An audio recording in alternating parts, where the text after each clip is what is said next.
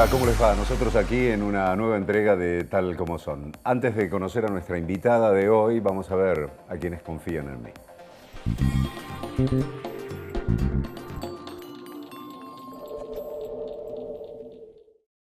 Auspicia este programa Banco Provincia.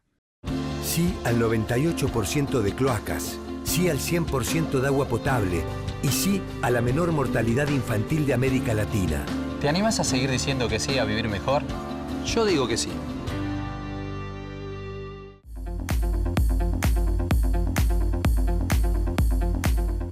Esta es la bolsa de valores, la de los valores que realmente importan. Un lugar donde se invierte en las acciones que nos hacen crecer como personas. Aquí encontramos a los inversores de la vida. Yo me convertí en inversor de la vida cuando entendí que no me estaba comprando un auto, no. Estaba invirtiendo en conocer lugares nuevos y que no estaba levantando cuatro paredes. Invertí en mi propia historia familiar. Empecé a invertir en las cosas que realmente te importan, porque de eso se trata la vida, ¿no? De vivirla.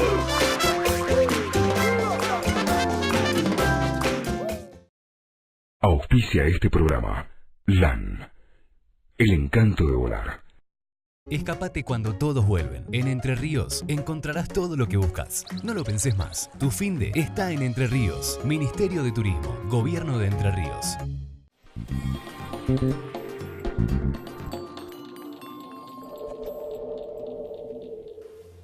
La violencia de género es un flagelo que carcome nuestra sociedad y se manifiesta cotidianamente en toda la República Argentina. Por eso, desde hace unos años se ha creado la Oficina de Violencia Doméstica. Hoy mi invitada es la titular de esa oficina, Analía Monferrer. Gracias por estar, Analía. Gracias por la invitación. A ver,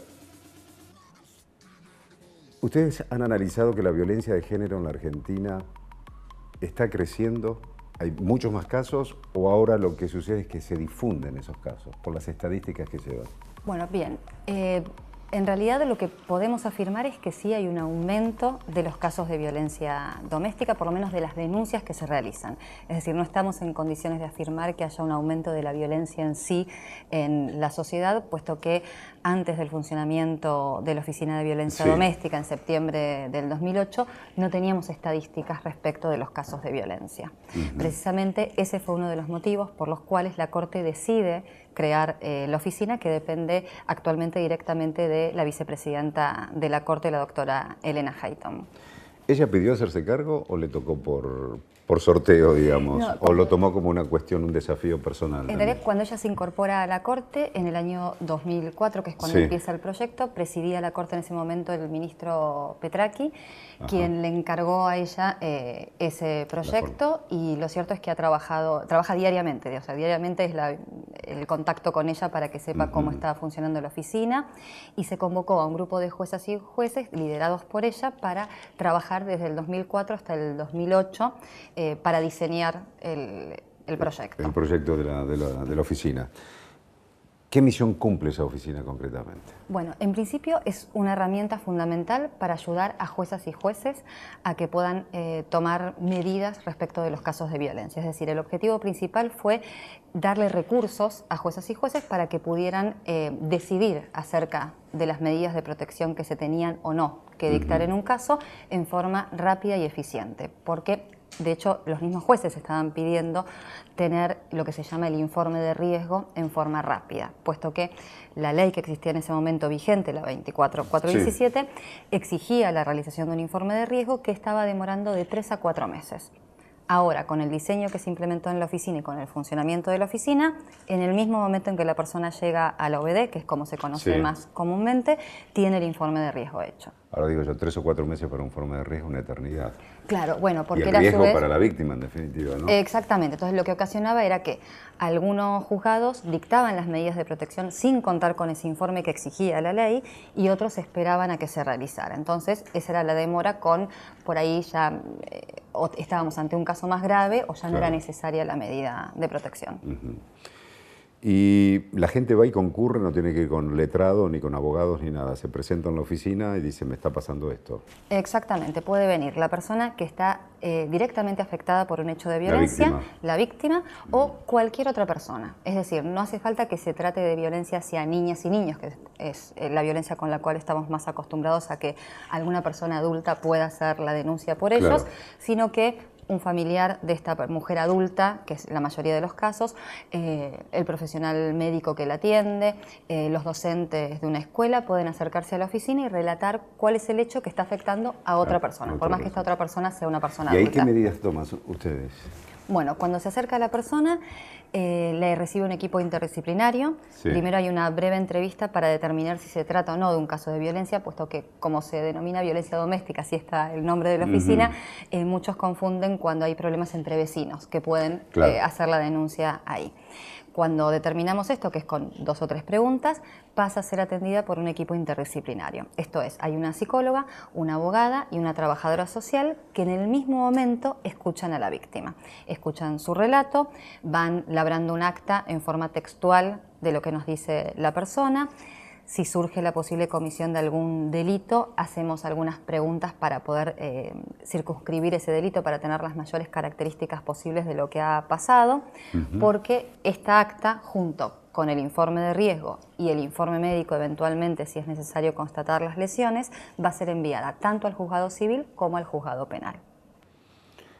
Digamos, ustedes no toman ninguna determinación, son recopiladores de información y con esos antecedentes, esa información la envían, como decías vos, a la justicia penal o a la justicia civil. Exactamente. Lo que hacemos es, si estamos en un horario hábil, porque la oficina, es un dato importante, está las 24 horas del día funcionando, todos los días, Navidad, Año Nuevo, Semana Santa. Siempre. Hay gente trabajando en la oficina, no es una guardia pasiva que se llama ante la emergencia, sino que hay profesionales. Se labra el acta. Si estamos fuera del horario hábil, vamos a hacer la consulta al juzgado penal que está en turno, que puede adoptar medidas de protección, incluso en forma telefónica, ante la noticia del hecho por el cual se presentó la persona y los indicadores de riesgo que se van obteniendo. Si estamos en un horario hábil, va en ese mismo momento al juzgado civil. ¿Es el juzgado de turno? ¿Hay como un juzgado de turnos o van a sorteo? En civil, en sorteo. O sea, lo sorteamos desde la propia oficina, nos sale un juzgado sorteado de 24 juzgados de familia en el ámbito de la ciudad de Buenos Aires y acompañamos a la persona al juzgado que salió sorteado. Con lo cual, ese mismo día seguramente la persona se va con el dictado de las medidas de protección que haya dispuesto la jueza o el juez de esa dependencia. Y en penal, ahí ahora, bueno, se unificó la Justicia Penal Nacional, con lo cual contamos con, ahora no me acuerdo el número exacto, 60 y tantos juzgados penales. Hacemos la consulta fuera del horario hábil y al que está de turno con nosotros. Nosotros, la Cámara Penal, nos colocó en un determinado turno con los juzgados. Y ahí tienen. Me quedé pensando cuando dijiste el 24 o el 25 de diciembre y el 1 de enero. ¿Ha habido denuncias esos días? Sí. Sí, y bastantes. Sí, de hecho, durante los primeros meses de la oficina, sí, por ahí los equipos que les toca trabajar de noche o durante los fines de semana, había por ahí fines de semana donde no había ningún caso, donde era otro el tipo de trabajo que había que hacer en la oficina. Pero desde hace ya, desde fines del 2009, ya no tenemos ni una noche ni un fin de semana en el que no vengan al menos 8 o 10 casos. Durante la noche y los fines de semana. En promedio, durante los días estamos teniendo un promedio de 46 a 52 casos. Digo yo, Analía, ¿no? El hecho por una Navidad o Año Nuevo ir a hacer una denuncia debe ser como una situación desesperante de esa persona, de esa víctima que va ese día días tan particulares, ¿no? Sí, bueno, por eso fue, digamos, uno de los motivos por los cuales la Corte decidió que la oficina estuviera las 24 horas del día, porque lo que le pasa a la víctima de violencia doméstica es que justamente o es una situación muy grave que necesita un auxilio inmediato o en el momento en que toma la decisión de acudir a alguna autoridad, el Estado tiene que estar presente para darle una respuesta. La puerta cerrada en ese Exactamente. momento. Sí, porque la violencia no se toma... No tiene descanso. No tiene feriados, no tiene nada con respecto a eso. Y están funcionando desde el año 2008. Sí, septiembre del 2008. El proyecto se inició en el año 2004, fines del 2004, septiembre del 2008, funcionando en la Corte Suprema, cerca del Palacio de Tribunales, en diagonal al Palacio.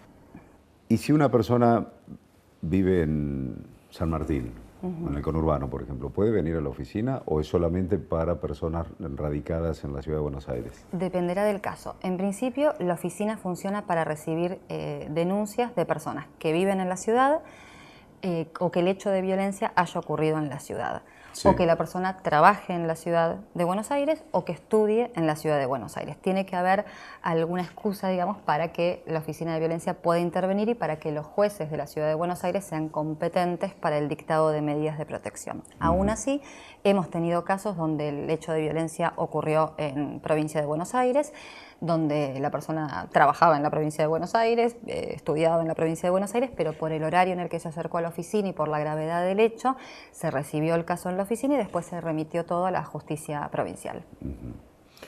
¿Y qué sucede si va un menor, un chico, una chica menor de edad, adolescente o posadolescente, y dice, quiero contar lo que le pasa a mi mamá porque ella no hace la denuncia, por ejemplo? ¿Ustedes los escuchan a esos chicos? Sí. Se puede recibir el relato, tanto si una niña o un niño viene a relatar lo que le pasa a su mamá o a su papá o a algún integrante. ¿Han tenido casos de esos o no? Hemos tenido casos de adolescentes, más que nada, los que vienen, digamos, menores de 18 años son adolescentes, preadolescentes, no nenitos muy chiquitos, generalmente relatando los hechos de violencia que lo afectan a ellos, o tanto por un noviazgo tal vez violento o por la violencia que ejercen padre o madre. Hemos tenido un solo caso, pero que además de la violencia que ejercían contra este niño, también relató los hechos de violencia hacia su mamá. En ese caso se tomó el relato y se hizo la consulta tanto al juzgado penal como la remisión al juzgado civil. ¿Se toman algunas medidas de prevención, por ejemplo? Porque sabido es que viene, por ejemplo, un menor de edad o una mujer a denunciar violencia de género, puede enterarse el victimario, digamos. ¿Ahí se toma algún tipo de recaudo? Porque ella viene a hacer la denuncia, se va a su casa, vuelve, ¿y se toma un recaudo con respecto a esa persona? ¿O ya es, digamos, un resorte del juez de turno en tomar todas esas medidas? Dependerá del horario también. Si estamos en un horario hábil, ya lo recibe el juzgado y el juzgado determina las medidas que hay que aplicar. Si estamos fuera del horario, esta consulta al juzgado puede incluir este dictado de medidas de protección, que puede ser una consigna policial, una prohibición de acercamiento, prohibición de contacto, custodia para la persona que ha hecho la denuncia. Se puede reservar la identidad de quien hace la denuncia. Si es alguna vecina o vecino, no hace falta dar tiene que darnos los datos, pero quedan reservados. Y existe la posibilidad de ingresar al refugio que existe en la ciudad de Buenos Aires, que depende de la Dirección General de la Mujer para los casos en los cuales no puede regresar en ese momento a su casa. ¿Tiene una capacidad importante ese refugio? Existen 60 vacantes actualmente y hasta el momento no hemos tenido, han sido 2 o 3 ocasiones en las que no hemos tenido vacante y tuvimos que buscar otro recurso, dado también por el gobierno de la ciudad. Lo cual indica que había 60 víctimas alojadas en ese momento. Sí. Analía, ¿y cuándo la víctima toma la decisión de hacer la denuncia? En las estadísticas de ustedes no es ante el primer ataque, segundo ataque, sino que transcurre un tiempo importante, ¿no? Sí. En las estadísticas. Sí, generalmente de los casos que tenemos en la oficina, cuando viene la persona, no es el primer hecho que ha ocurrido el que viene a relatar, sino que relata el que motivó su presencia en la oficina, y cuando se indaga acerca de lo que ha pasado anteriormente aparecen todos los demás hechos. Estamos actualmente, de los casos que hemos tenido, que hasta ahora son casi 79.000, en un promedio de 5 a 7 años de haber sufrido hechos de violencia cuando deciden acudir a la autoridad policial o judicial. ¿Cuántos casos concretos? Porque consultas tuvieron desde el 2008 hasta ahora 120.000 consultas, creo, ¿no? Exacto, en total 120.000 entre casos y consultas. Es decir, discriminamos los casos que son aquellas personas que pasan a ser entrevistadas y las personas que vienen solamente a pedir información acerca de qué es lo que se puede hacer ante un caso de violencia. Los casos en los cuales se entrevistaron y se realizaron informes de riesgo son al día de hoy casi un poco más de 79.000. 79.000. ¿Tienen estadísticas de esos casos? Si en definitiva después de eso la denuncia, el proceso judicial, ¿se ha terminado allí la violencia de género o en algunos casos ha derivado en cuestiones fatales donde hasta ha ocurrido un homicidio de la víctima? En la gran mayoría de los casos no hay repetición de denuncias, por lo menos de los que vamos haciendo el seguimiento. Esto no quita que el día de mañana aparezcan los que ya han pasado por por la oficina. Tenemos en total de 79.000, tenemos aproximadamente cerca de 3.000 casos en los cuales se han presentado por segunda vez en la oficina, otros 1.000 y algo en que se han presentado 3 veces, y hasta ahora la mayor cantidad de veces en que se ha presentado una persona han sido en 9 oportunidades, que ha sido un solo caso, y justamente estamos tomando esos casos en donde hubo mayor presentación en la oficina para hacer un seguimiento acerca de qué es lo que sucedió, porque lo que observamos es que la respuesta judicial se da en forma inmediata. Claro. Pero ¿qué pasa? Uno de los grandes motivos por los cuales no se puede cortar con esa relación donde existe violencia es la dependencia económica en su gran mayoría de las mujeres. Entonces, es una forma de ejercer la violencia. Que es una forma de violencia, exactamente, con lo cual siempre trabajamos en forma coordinada con el gobierno de la ciudad para que se le puedan otorgar algún tipo de subsidio, que en general se brindan, pero muchas veces no es suficiente. ¿Y ustedes llevan registrados los homicidios? Viene la señora, denuncia, ustedes toman la denuncia, se la mandan se la envían a un juez, empieza a actuar el juez, y si ese caso lamentablemente termina en el homicidio de la víctima, ¿el juzgado le informa a ustedes eso? Sí, nosotros hacemos el seguimiento, tenemos acceso al sistema de causas de civil y de penal.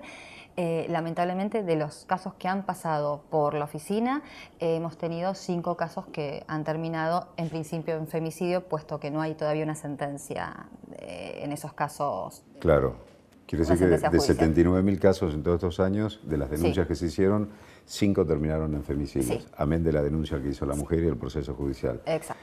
Eso, Analía, indica que cuando se hace la denuncia hay una gran probabilidad de que la violencia termine positivamente, en definitiva.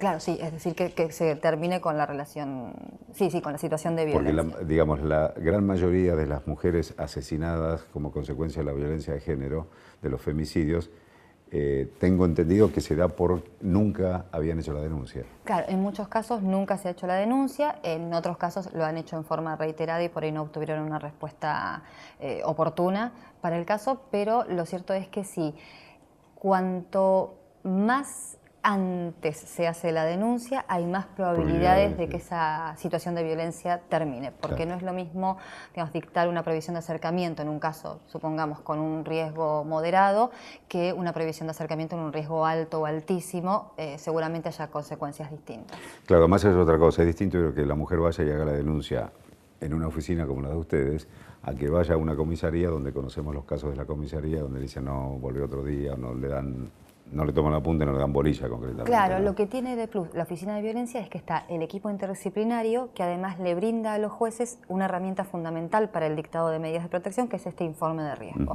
que es una evaluación de los indicadores que se van obteniendo del relato. Es decir, el equipo interdisciplinario evalúa si estamos ante la presencia de armas, la frecuencia y la intensidad de los episodios, si las personas conviven o no, si hay abuso de drogas o alcohol, es decir, diferentes situaciones que hacen que se evalúe una determinada riesgo, alto, altísimo, moderado o bajo. Y se toman las medidas de acuerdo a eso. Exactamente.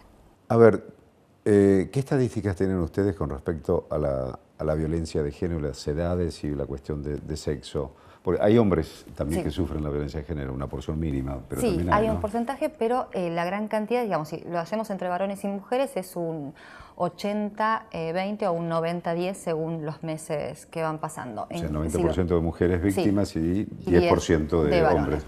Si lo discriminamos por edades, tenemos que mujeres adultas es casi un 70%, esto a veces va variando mes a mes, niñas entre un 15 y un 17%, niños también entre un 13 a un 15%, y varones adultos entre un 7 a un 8-9% también según el mes. Y dentro de esta franja de varones adultos hay una gran cantidad que estamos observando en aumento de adultos mayores. Los abuelos, digamos. Claro, víctimas por sus hijos de violencia por parte de sus hijos también. Claro, te iba a preguntar eso. ¿Quiénes son los victimarios en ese caso? Los adultos mayores son los hijos. Los hijos adultos. Y en la otra categoría, digamos. Ahí en el 90% son los que aparecen como agresores son los varones adultos.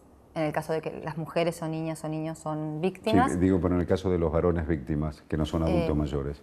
No, en los casos que son adultos, varones adultos, sí, aparece, digamos, como indicada como agresora la mujer. Claro, la pareja o expareja en general. Lo que Bien. observamos en esos casos es que generalmente cuando se acerca el varón adulto, no es que hace todos los casos, pero en la gran mayoría, es cuando ya han sido notificados de alguna medida de protección hacia ellos. Es decir, Claro. es el varón que fue denunciado previamente. ¿Cuántas provincias adhirieron a esta ley y que están funcionando también una oficina como la de ustedes en la Ciudad de Buenos Aires? En realidad, bueno, un convenio con la Corte Suprema, la firmaron todas las provincias. Y ahí, ¿En qué año? Empezaron en el 2008. Ah, El primero, ok. o sea, el 2008 al 2009, en el plazo de un año, firmaron todos los superiores tribunales de cada provincia, firmaron el convenio con la Corte Nacional. Y están funcionando oficinas de violencia doméstica en la provincia de Santiago del Estero, que es la única que tiene funcionamiento las 24 horas como la de Buenos Aires, Sí. Salta, Santa Cruz, La Pampa. Y están creadas formalmente, pero no funcionando, Jujuy, Río Negro y Entre Ríos. Estamos hablando de 8 provincias en total. Exacto. Y yo digo, ¿las otras no implementaron ninguna oficina de violencia doméstica? No, todavía no. Están trabajando porque, a ver... ¿Es complicado o es una cuestión burocrática o en esas provincias no le dan importancia, digamos, a combatir la violencia de género? No, el Poder Judicial de cada provincia le ha dado importancia, de hecho por eso firmaron los convenios, pero también hay cuestiones presupuestarias que a veces son difíciles de sortear. Tengamos presente que la Corte, el proyecto lo tuvo desde febrero del 2005, se aprobó formalmente en diciembre del 2006 y recién pudimos empezar a funcionar en septiembre del 2008. Empezamos siendo 72 personas las que trabajamos allí, Sí. somos 160 actualmente, o sea que es una cuestión presupuestaria bastante importante para el Poder, es importante para la Corte Nacional y también en cada superior tribunal. ¿Y la Corte es la que le da la partida del No, presupuesto? en cada provincia. Porque la Claro, Corte pero en el Nacional, caso de ustedes. en el caso, sí, el presupuesto del Poder Judicial el que tiene la Corte, y la Corte decidió tanto para la Oficina de Violencia Doméstica. Y en esta gama de violencia, las distintas formas de la violencia de género, cómo se ejerce, ¿qué indican las estadísticas? La violencia física, la psicológica, la económica, ¿en qué Bueno, en orden realidad están? se dan casi en forma simultánea en la mayoría de los casos y en casi todos, por eso los porcentajes van a superar, ahora les voy a decir el 100%, pero casi en el 96% hay violencia psicológica, en el 70% hay violencia física, hay un 30% de violencia económica, un poco menos de violencia sexual, porque en realidad esto también coincide con la época en que la persona se presenta a hacer la denuncia, porque generalmente las situaciones de violencia comienzan con violencia psicológica, tal vez un poco más leve o moderada en el sentido de insultos, degradar a la pareja o expareja. Sí. Eso después se va convirtiendo en violencia física, es decir, con empujones, cachetadas, después lesiones. creciendo, digamos, Claro, la exactamente, violencia. va creciendo la violencia. Entonces, cuando la persona se acerca a la oficina, claro, ya cuenta con esa violencia psicológica que comenzó unos años atrás, después la violencia física más leve, violencia física más grave, hasta otras situaciones muchísimo más graves que se presentan en la oficina. Tengo entendido también que han ampliado el objetivo de la Oficina de Violencia Doméstica, lo que tiene que ver con la trata de personas.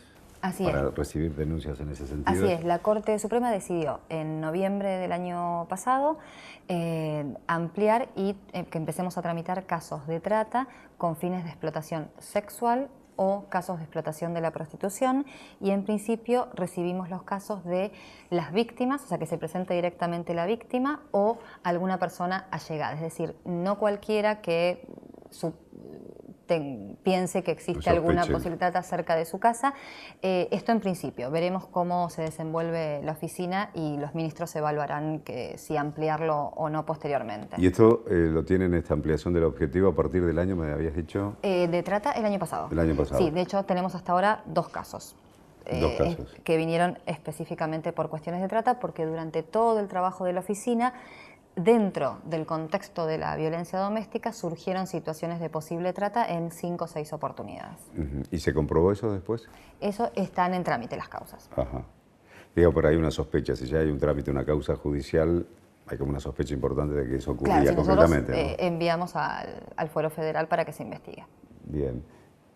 ¿Y hubo un caso o hubo casos que te impactó mucho, que te llegó mucho, que tomaste conocimiento, viste a la víctima ahí y te choqueó, digamos, porque, no sé, todos los días Sí, estás por las viendo caras. eso, digo, ¿no? Pero... Sí, no, es que todos los días recibimos casos, de hecho la oficina, cualquiera que pase ve que la oficina está llena de gente y En particular simplemente recuerdo uno, pero más que nada por la edad de quien aparecía como víctima. Era una nena de 9 años a quien su padre le rapó el pelo. Que en sí, dijimos, no hay un acto de violencia física en sí. Importa que alguien pudiera detectarlo como violencia física, pero todo lo que implica ese acto de haberle rapado el pelo y la mandó al colegio así.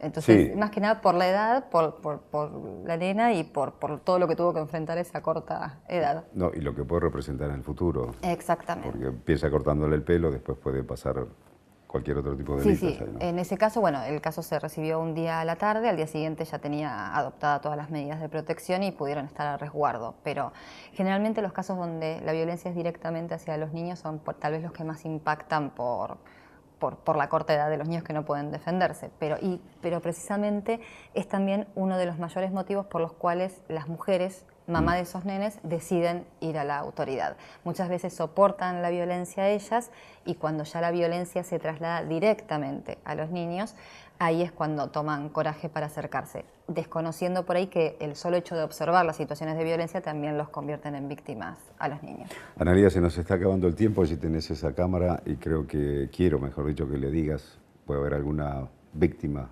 viéndonos en este momento y el consejo que le das para superar ese momento. Bien.